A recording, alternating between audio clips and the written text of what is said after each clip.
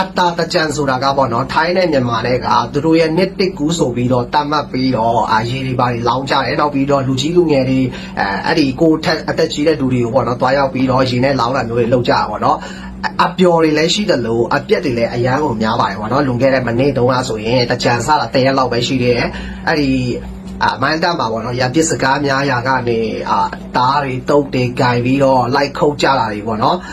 ရှင်းပြောပြရမယ်ဆိုရင်ပေါ့နော်အဲ့ဒီထိုင်းနိုင်ငံမှာကတနတ်ဆိုရင်ရှာရလွယ်ကွာတည်တယ်မို့လားလူငယ်တော်တော်များများကတနတ်တွေပါတယ်ဝယ်ပြီးတော့တင်ထားကြတယ်တယောက်နဲ့တယောက်ရံပြစ်တဲ့အချိန်မှာဆိုရင်အဲ့ဒီတနတ်ကိုဆွဲပြီးတော့သူများတော့ပြစ်တာမျိုးအဲ့ဒီတနတ်နဲ့ပြစ်တက်ခံရတဲ့တည်င်းတွေဆိုရင်လည်းမနေဘူးပေါ့နော်အဲ့အကြောင်းမို့ထိုင်းနိုင်ငံမှာနေနေတဲ့မြန်မာပြည်သားတွေတကယ်လို့တကြံတွေပါတယ်တွားပြီးတော့ကစားတော့မယ်ဆိုရင်သူများနဲ့ရံပြစ်ခဲ့မယ်ဆိုရင်ကောင်းကြည့်ပြီးတော့ကောင်းလေးကြည့်ခိုင်းစေချင်တာပေါ့နော်ဘာဖြစ်လဲဆိုတော့ထိုင်းလူမျိုးတွေကိုတွားပြီးတော့မရှုံနဲ့သူတို့တွေက